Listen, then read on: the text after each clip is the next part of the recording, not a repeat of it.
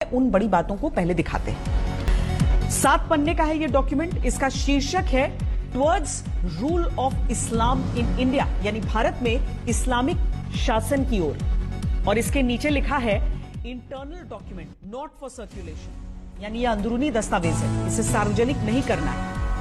इस डॉक्यूमेंट में क्या क्या लिखा हुआ है वो समझिए। दूसरे पन्ने में लिखा है कि भारत में 9 जिलों में मुसलमानों की आबादी 75% से अधिक है। कभी भारत पर राज करने वाले मुसलमान दोयम दर्जे के नागरिक हैं। तीसरे पन्ने में लिखा है कि इनका ख्वाब है 2047 में मुस्लिम समुदाय के हाथ में भारत की सत्ता आएगी और इसके लिए इन्होंने खुद को 2047 का टारगेट दिया है।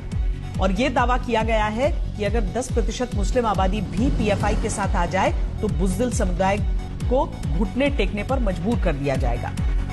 और भारत में इस्लामिक सत्ता स्थापित करने के लिए 4 चरण की प्लानिंग बताई गई।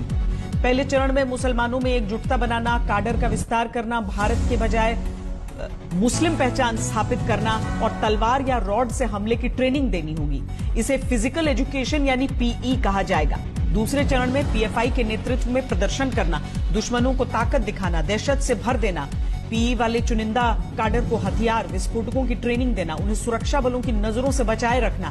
इसके साथ ही राष्ट्रीय झंडा, संविधान और अंबेडकर के नाम का इस्तेमाल करना और विदेशों से फंडिंग का इंतजाम करना होगा, ऐसा इस दस्तावेज में लिखा है। इसके बाद तीसरे चरण की बात लिखी है जिसमें दलितों के साथ मिलकर हर स्तर पर चुनाव लड़ना, आरएसएस और दलितों के बीच दूरी पैदा करना, हथियार और विस्फोटक इकट्ठा करने की बात इसमें लिखी गई है। चौथे चरण में पीएफआई मुस्लिम समुदाय का एकमात्र नेतृत्व होगा, दूसरे मुस्लिम संगठन दरकिनार कर दिए जाएंगे। तब तक 50% दलित पिछड़ा जनजाति वोट बैंक साथ आ जाएगा, पार्टी राष्ट्रीय स्तर पर सत्ता में आ जाएगी।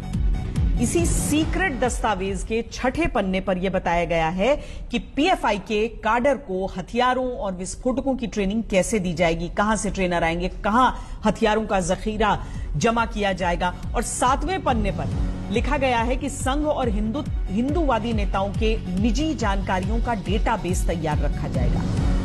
और सबसे आखिरी पन्ने में बाहरी मदद का जिक्र किया गया है। इसी में लिखा गया है कि अगर भारत से युद्ध की बारी आई और काडर कम पड़े तो तुर्की जैसे इस्लामी देश से मदद ली जाएगी। तो यही ये सीक्रेट दस्तावेज है